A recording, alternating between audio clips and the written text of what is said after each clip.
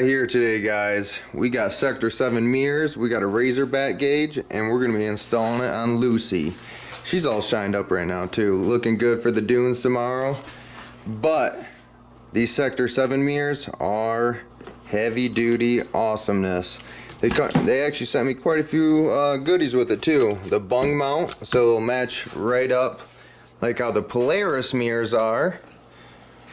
And they sent me some amber lenses that can replace these. I'm not going to be putting those in today because I want to test out these first. These per mirror light, yeah, I guess I should break that down. If you guys don't know what Sector 7s are, these are actually mirrors. Convex. Each mirror puts off 4,000 lumens, which is quite a bit. Your headlights themselves are about 2,500 combined, so she's going to be pushing some light out, guys. We got the wiring harness, we got everything set up, the switches, they're good to go. So we're going to be putting on the Sector 7s here in a minute. Also, we got ourselves some Kemimoto lighted mirrors. We're going to be putting these on the RS1 on a later date, and we'll do a comparison. Because these puppies aren't cheap. These things I think are about 800 bucks just for the mirror and like these two guys right here. Those ones I would have to look up, but I think they're about 150 bucks. Alright, Razorback gauge. If you've been following the channel, the last Razor Turbo S actually had the exact same one, except it did not have this IR gauge, which will basically change the brightness of this. Because before it was just beaming headlight at you. It was pretty bright, so it would be nice to be able to adjust that. And we're just going to go over how to install it now. I got Alex with me today. No Nick. And Lauren's over here eating eggs. It's almost Easter. It's almost Easter. It is almost Easter. Man, I'll tell you one thing, guys. These things are definitely quality build. They're built in the USA, billet aluminum, and man, I bet you this thing weighs probably like 3 pounds. It's no joke. The mirror itself, huge, convex, just like I remember my salt mirrors were convex, and it was awesome. So the mirrors I actually have on it right now are the ones you buy from Polaris, and they suck. You can't see anything. And the mirror is really small. It's not convex. They're horrible. The only reason they're on here is because we had some laying around, and the Turbo S needed some. But we're gonna pop these babies off. That's just on the A-pillar right here, 2 easy bolts, and then we'll be mounting that thing up with the bung that comes with it. Shoot, right here, and then you get the different hardware for it, because I'm assuming they're thicker, so you're gonna need longer bolts than what's in the A-pillar right now. Alright guys, let's get these crappy Polaris mirrors off. Not that I don't like Polaris, I just don't want their mirrors on here. Oh, Billy. I don't think I got the other one all the way off.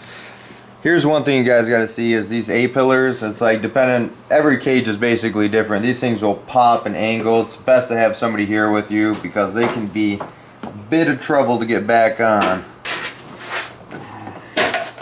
Oh, no joke. And there's quite a bit of dirt in there already. Holy moly. Okay, right here is your A-pillar bung mount. And we just put the first one on. Oh, Alex is in the way. Sorry. So it comes with new hardware because your stock hardware is too short to get all of this. But with the new hardware, you can actually see it comes with 4 washers. So we actually put one right here and then 3 there just to space it out because these bolts are extra long. I mean, they're really close to hitting your plastic. Now it's time to try mounting the mirror up to this bung, which it literally kind of looks like a ball joint almost how it works. Yeah, exactly. As you can see right here, it literally looks like a ball joint, and Alex right now is loosening the mount for it, and so you can just slide that bad boy right in and then tighten that one right there, and she should be good to go. Yeah. I don't know how well it's going to stay because like I said, these mirrors probably weigh close to 3 pounds. And we're going to be hitting the dunes tomorrow, so let's see if these things stay in place. I might be a hair skeptical, but for the quality and everything I'm seeing so far, yeah, they're pretty nice. They're pretty nice. They might hold up. All right, we're going to do the first test run of inserting this bad boy. All right, Alex is going to do the insertion. Ooh, sliding right in, baby. Easy install. I mean, for this part, we got a lot to do yet. Do I have another screw to set in, or is that it? No, that's it. These aren't tight yet, but we're just we're gonna get Zach in the driver's seat and see where he wants the mirror. All right, I'm gonna sit in there. Ooh, I will say, right out the bat, dude, she looks pretty good. Okay, I'm sitting in the car right now. Here's your Polaris stock mirror. Ooh, can't see much. It's pretty tiny. And then there's, oh, your Sector 7 mirror. I don't know if the camera's doing it justice, but woo, she's way better. You can see way more. It's so much better. Still has a virgin wrapper on it too. We're gonna wait a second. I see you back there, Alex. Oh wow, that is. See both ways on this one. Oh yeah, man. We're gonna be seeing great forward and backwards, baby. Yeah. All right, so you got this bolt right here. When you tighten that down, it'll make it so the mirror can't go this way or that way. And then you got this adjuster right here. That's basically your set screw for like this ball joint type setup for the mirror. And then you can pretty much just grab it and adjust it how you want after everything's tightened down. And you can actually see the way it's milled right here. You can line it up pretty good. Man, does it look good on the car. Woo! That little bit of silver in here, these bezels, which you can actually, I think, get different colors or just take it off and paint them. Whoo, matches the car really well. That's what these inserts are for. Yeah, bust out the inserts real quick so we can just have an idea. We're not gonna put them on right now, but these are something you can put on the car. Made in the USA. No, you don't want to peel that off there, but you can. Oh, you can see it a little bit, yeah. We'll test these at a later date, guys. Maybe when it's super dusty and see how well it does at piercing that dust light. If you do get amber lights, you mostly want them as low as possible, like on your front bumper or something like that, just so you can pierce the dust. All right, now that the mirror is on, we're gonna start running the wires. And actually, if you, right at the tip of my finger right here is a little spot in the plastic where you can run the wire. You can see it, the wire go in right meow. Okay, we have the wire dangling down here. This mirror is on. Repeat process. Do it to the driver's side. So, driver's side mirror is mounted up now. Alex is just tightening up those Allens, making sure she's all adjusted right. Again, you can see where the mill matches right up with everything. The mirrors, they are so much better. You can actually see in these bad boys.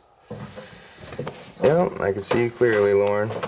Yeah? Can you see me? Oh yeah. Can you mirror the plastic? I want to, but I'm scared. Yeah, the virgin wrapper. We'll Still. leave them. You want to rip it? Just rip it off. All rip right. it off. So, Oh, that's fresh. that is fresh. Wow. I can really see now.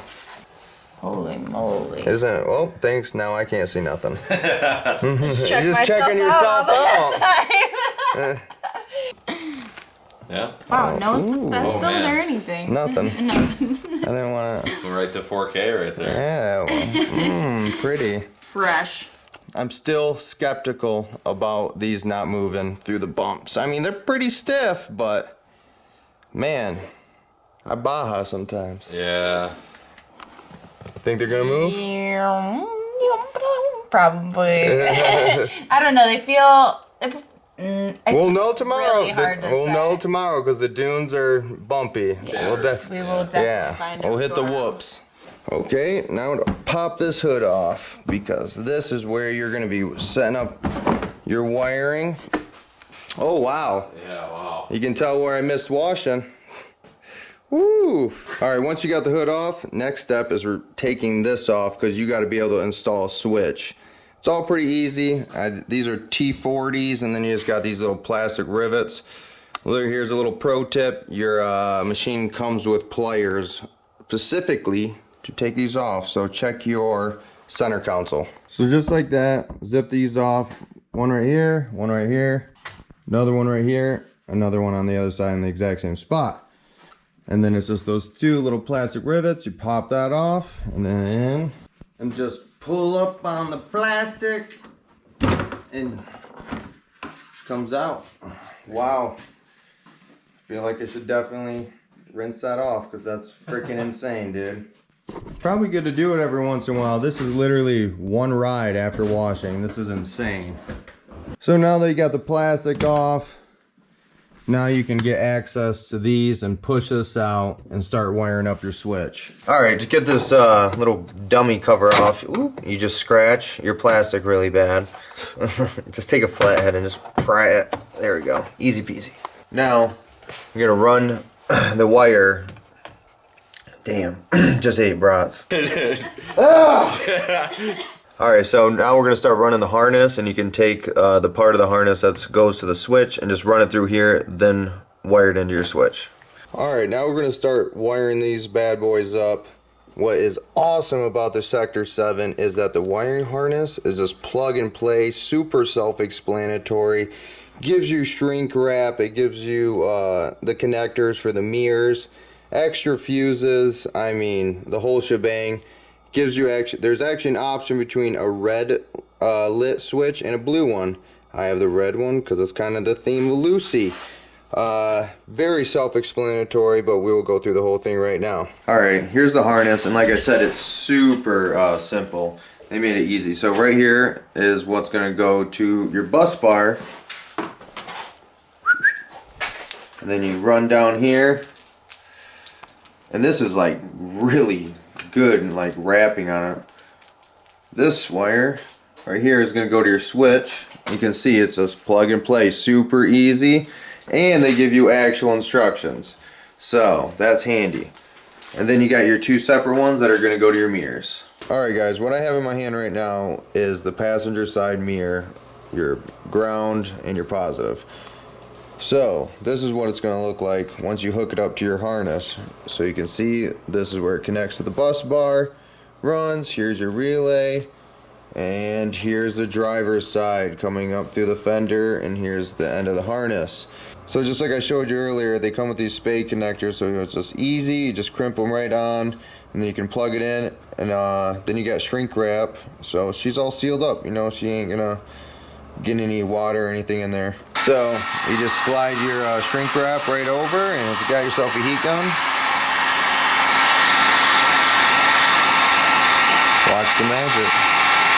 And you're just going to repeat this process for the other side. I will say guys, the setup for this is super easy. Like on the 5150 whips and fangs setup, I like your guys' stuff, but the instructions, you guys should do a little bit better on the instructions. And make the wiring for the switch a lot easier, because we haven't got to it yet, but it looks super simple. Okay, we got both mirrors wired up. Now we're going to run the switch. Right here, the tip of my finger is a hole going through your firewall that you run the wire, route it right through here, and then it's going to come out the other side. Pull out the switch, the dummy plug that you took off earlier, and then it's pretty, the instructions show you exactly where all these plug into. Okay, you got your instructions right here, and you can see both grounds go to the top, and then you got a red to the very bottom, and to the bottom to the right, and then above the white wire. Shabam. And then you got this one flopping around that I don't understand what it's for. Yeah. Alright, so there's actually two methods to hooking up this switch, and if you just actually flip over your instructions, you'll be able to see there's two methods. So you can either have wiring method A, which is makes it an accessory switch, so you can turn the lights on and off, or you can just have them on every time you turn on the vehicle. Obviously I want to be able to switch them on and off, so this is how it will be hooked up. The team effort we got going on here. Are you holding up the garage? Jesus. I thought it was like a turn on and off switches. Damn it. Blow dry your hair with that thing.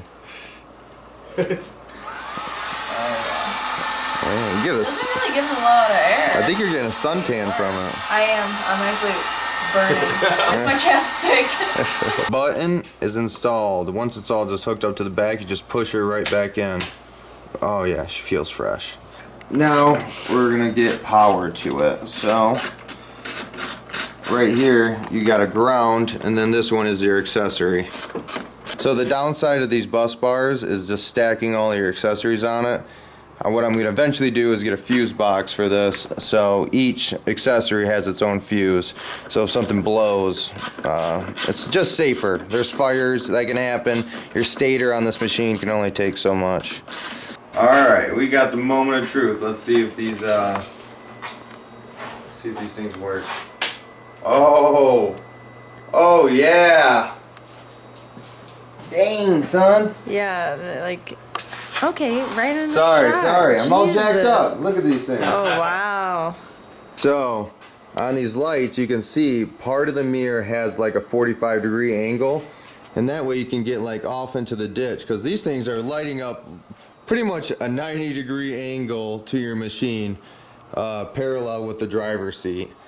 Wow, these things are super bright. The garage has like light on them. That's very true. It's, Half all of the the lights are garage. off and it's lit up in here. I can see Everything. perfect. I can see just fine. Dang. That is really cool. Super duper bright. Man, alright, stay tuned to the end of this video because we're going to take these bad boys outside and see how they do out in the field. Alright, to clean up some of the mess underneath here, we actually zip tied a bunch of the wires together and then ran the relay to here, and there's actually like spots for you to put a screw in, and just easy peasy. Clean up the mess. Alright, now we're moving on to this Razorback gauge. I got the red bezel one, so that's pretty sweet. And like I said earlier, this has a switch on it for you to change the brightness of this.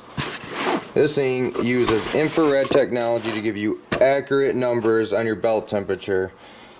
Okay, so we're gonna have to run the wire from the front, which I'm going to be mounting it right here. There's actually a spot right here for 2 switches, which will work perfectly.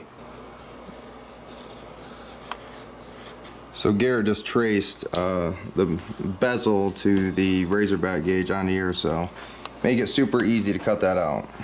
Go get yourself a hole saw and a Garrett, and you get the hole made right away.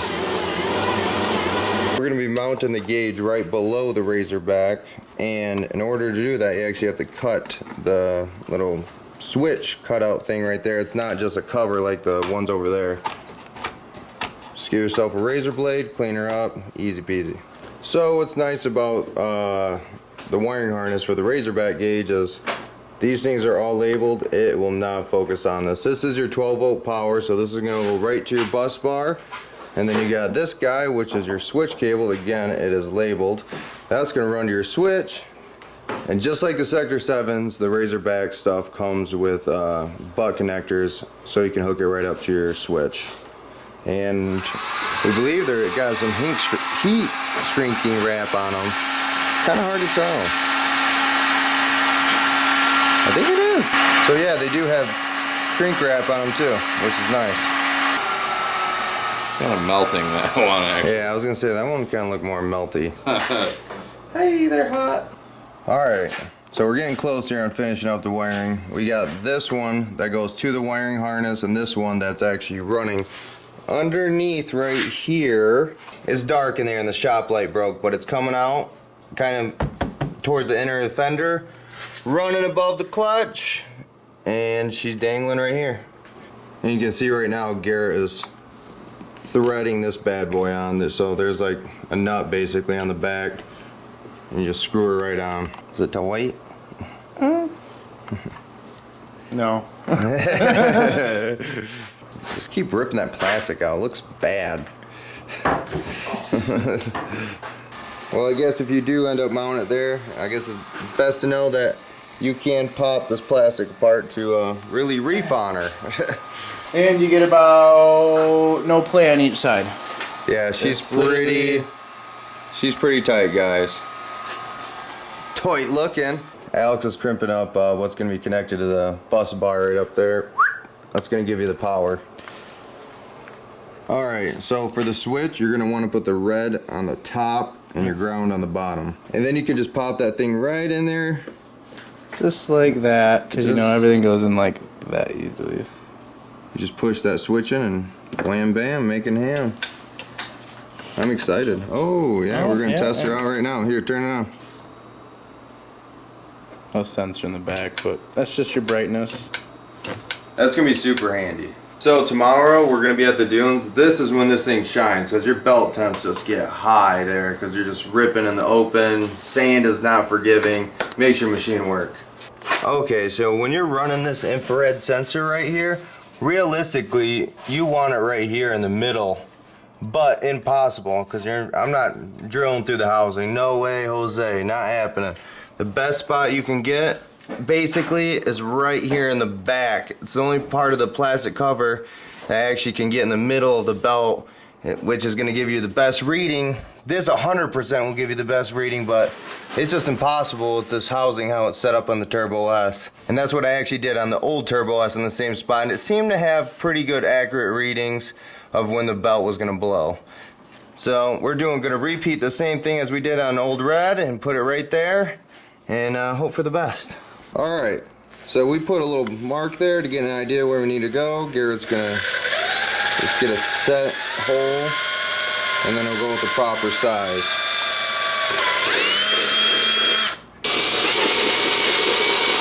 Now it's time for the big guy.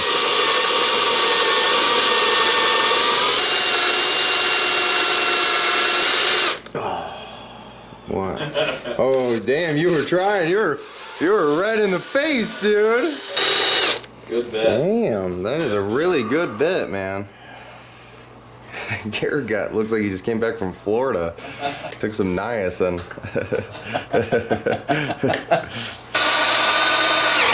Finally.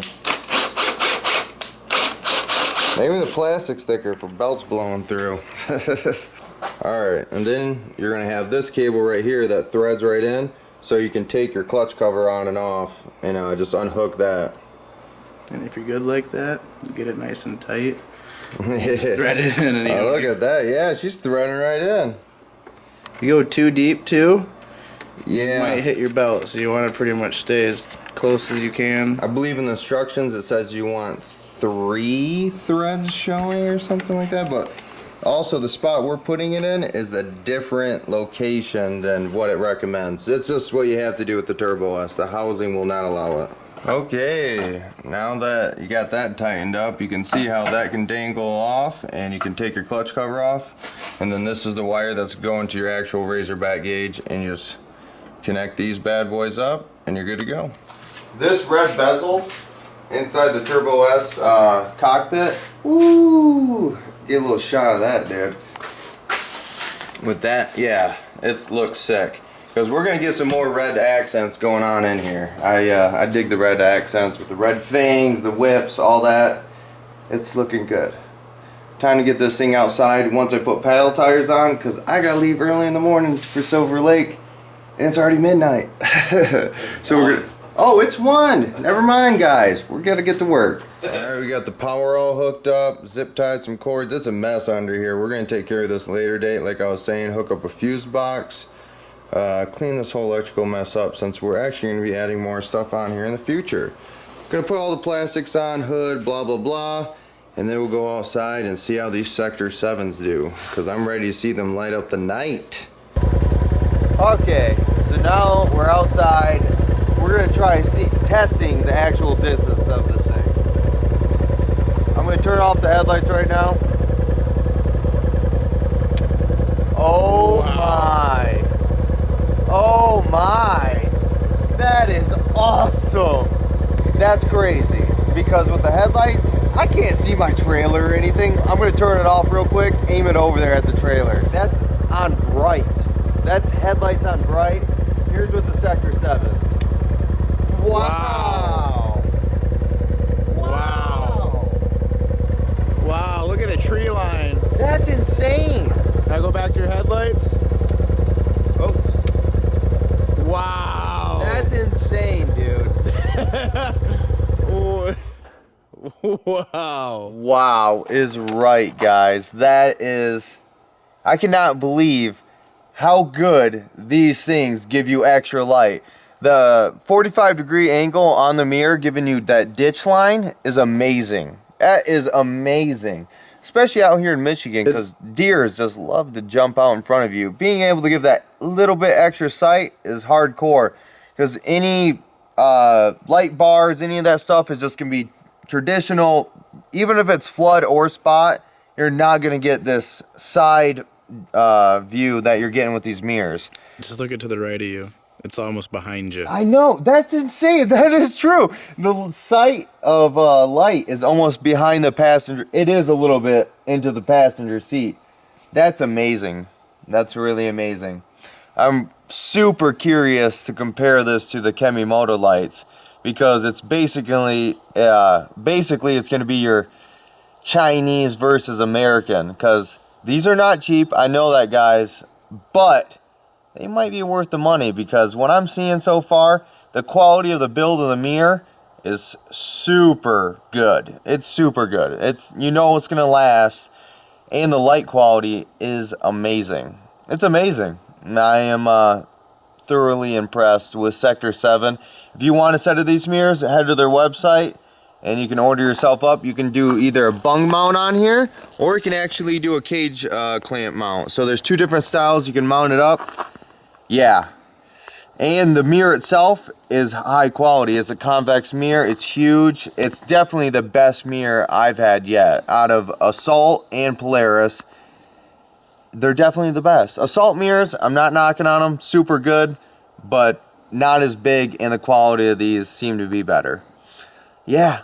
Can't say enough good things. And the Razorback gauge, it is working. I'm not going to test it tonight because I got to put on miles.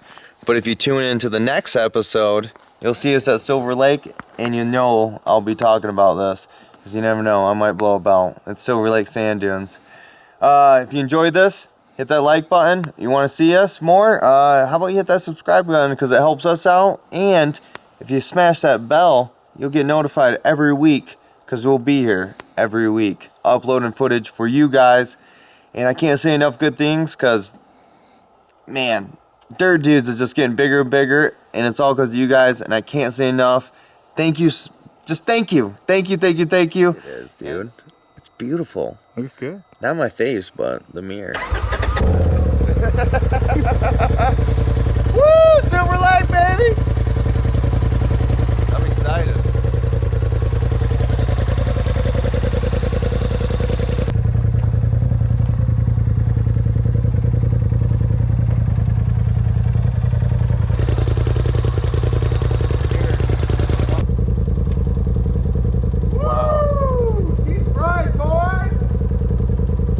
Adjust your headlights. You can't even tell they're on, dude. Wow. They're nothing. Wow is bright. Do adjust your headlights. Wow. Wow. Wow is bright, dude. I am Sector 7, boys. Them ditch lights.